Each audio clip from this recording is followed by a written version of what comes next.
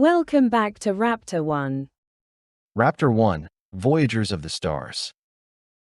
Chapter 3, The Silent Sea.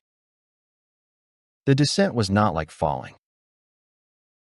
It was slower, deliberate, as though gravity itself had bent into new rules at the Sentinel's command. Lyra felt her stomach twist, and then settle as if she were sinking into deep water, her boots leaving the platform behind. Around her, Kael muttered curses under his breath, but his hand stayed firmly braced against Juno's. Juno, in contrast, was utterly still, eyes half closed, as though she were listening to something none of them could hear. The surface of the metallic sea rose to meet them, or rather, they sank through it. The knot water parted without resistance, coating their suits in shimmering liquid that didn't cling or drip. For an instant, Lyra's visor was filled with darkness, the kind that pressed in from all sides. She heard her own heartbeat hammering in her ears, and the shard's phantom echoed deep inside her chest. Then light blossomed. The abyssal cathedral. They emerged into an expanse that seemed larger than the moon itself should have allowed.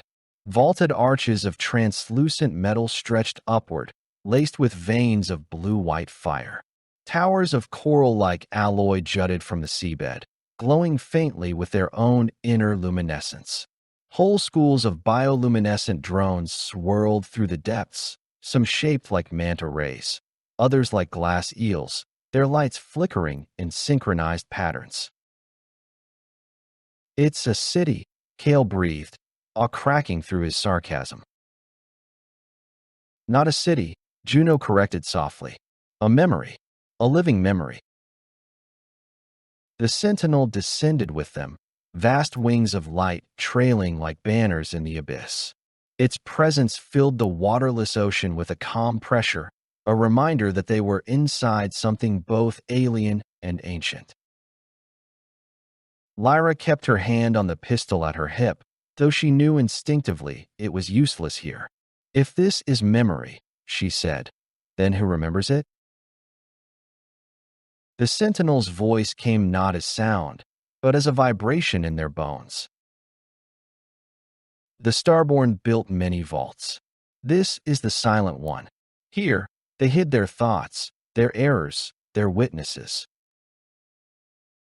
Juno turned sharply. "Witnesses?" The Sentinel's veins rippled faintly. "Those who saw the fall." "The witnesses." Shapes began to emerge from the towers below, figures swimming upward through the strange sea. At first Lyra thought they were machines, but as they drew nearer, she saw the truth. Tall, elegant beings with pearl-like skin and flowing fins that trailed like banners. Their bodies shimmered with bioluminescence, their eyes glowing faintly in the dark. They moved gracefully, without propulsion, as though the water carried them willingly. "The Narians," Juno whispered. Lyra frowned. "You know them?" "I don't," Juno admitted. Her voice trembled.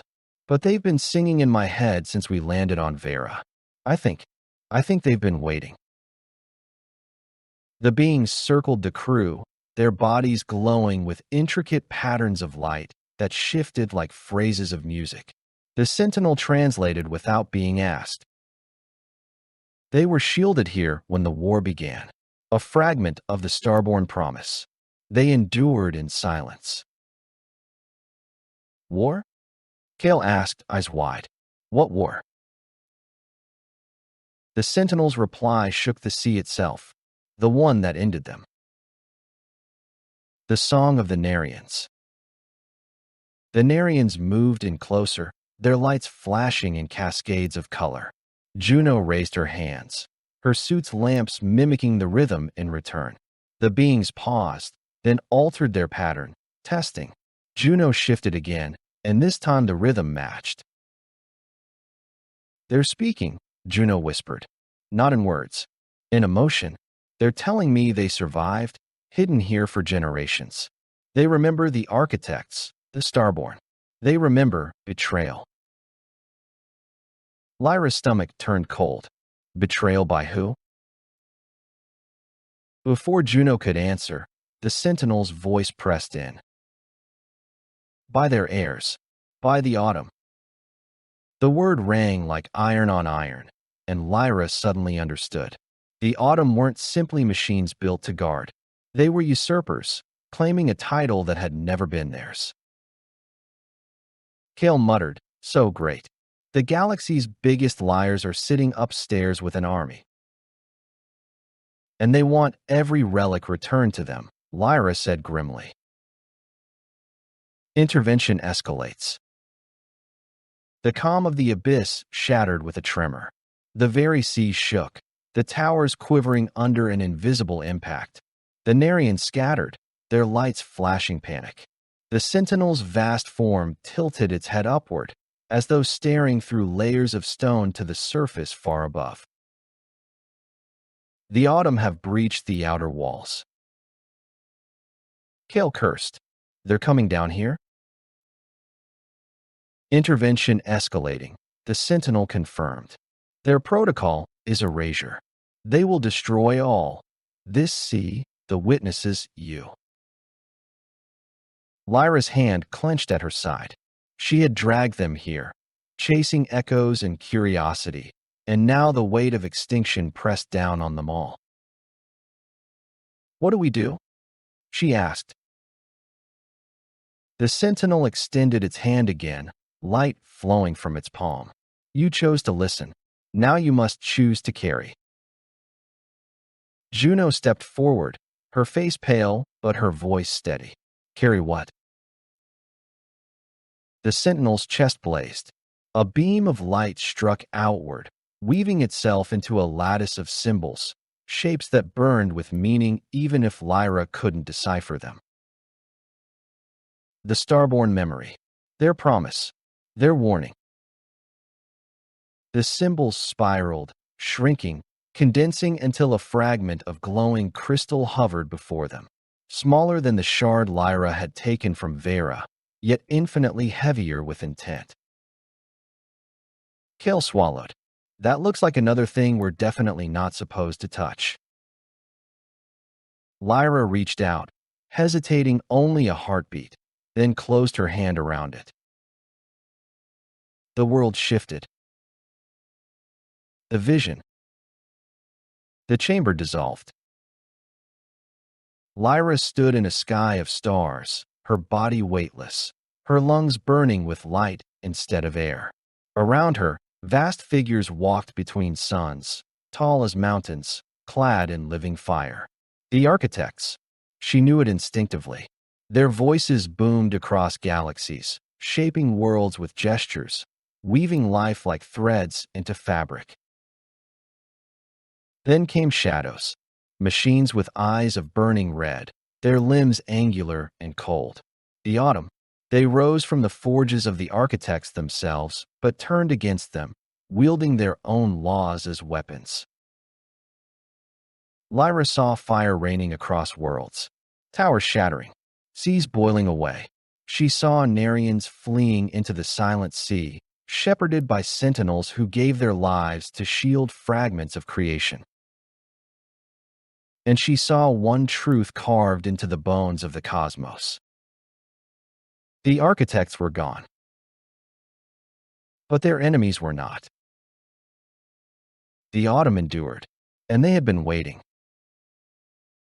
Return to the abyss. Lyra gasped, stumbling back into her body.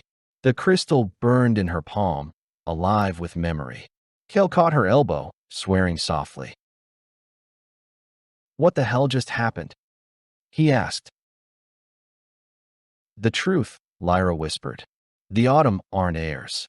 They're executioners.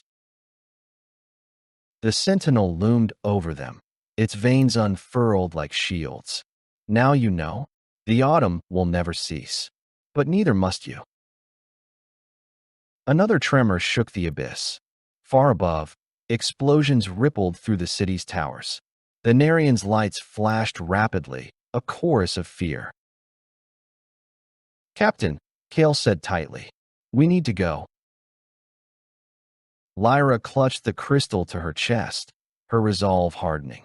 They had come here searching for wonder. What they'd found was war, a war long ended but not finished. We're not done yet, she said. But you're right. Time to move.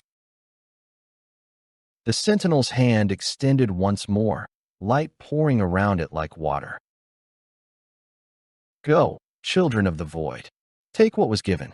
Carry the memory. The silent sea will hold until you are ready. Lyra met its gaze, or the place where a gaze would be, and gave a single, sharp nod. Thank you. Then the light swallowed them, and Raptor-One was called home. The light faded, and Lyra staggered back onto the platform where they'd first entered the abyss. The sentinel still loomed over them, its form glowing like a living constellation. But now the chamber was trembling. Far above, muffled detonations echoed through layers of alloy and stone. The autumn had begun their assault. The walls shook, dust falling in gray sheets that turned to sparks before reaching the sea. The Narians darted in and out of view, their bodies flashing urgent signals that even Lyra, without Juno's gift, could sense meant fear. Their songs echoed through the abyss, soft and desperate, pleading with the sentinel. The autumn moved quickly, the sentinel intoned, its voice steady even as the sea rippled in agitation. They would burn this sanctuary rather than leave it for you. Kael checked his rifle, as though it would matter against a mechanized army. So what's the plan, big guy? Because if they're about to crack this place open, we don't exactly have the luxury of sightseeing. The sentinel tilted its head, veins shimmering faintly. The choice is yours. Leave with the memory or stay to defend the witnesses. Lyra's chest tightened. If we stay, we die. Perhaps. And if we leave? The sentinel's voice dropped to a near whisper, though it still reverberated through her bones. The autumn will erase them. The Narians, the sea, all trace of the promise. Juno stepped forward, her pale face reflecting the glow of the abyss. They've survived so long in silence. We can't abandon them now. Kael's jaw worked. He wanted to argue, Lyra knew, to point out the odds, the hopelessness of standing against constructs built to destroy civilizations. But he didn't. He only shook his head and muttered, Damn it, Lyra. We can't save everyone. The sentinel lowered its massive hand once more. Children of the void, the decision is yours. Memory or sacrifice. The chamber shook violently, a fissure splitting open in the far wall as beams of red light stabbed inward. The first wave of autumn constructs poured through, eyes blazing, weapons unfolding. The Narians cried out in a single, unified chord, a sound of terror and defiance, and darted into defensive patterns around the towers. Lyra's hand clenched around the glowing crystal still pressed to her chest. She felt its weight, not physical, but moral, heavy with the knowledge of what it meant. The autumn would not stop. Not here. Not anywhere. She drew her pistol and met Juno's eyes. Then we don't run, she said. Kael groaned, throwing up his hands. Of course we don't. He primed his rifle, lips set in a grim line. The sentinel unfurled its wings of light, the abyss blazing as if a star had been reborn beneath the sea. So be it. The autumn's first volley split the darkness, and the battle for the silent sea began. Thank you for listening. If you would like to be notified about upcoming releases to the Raptor-One series, please subscribe. This has been a Bad Karma Drone production.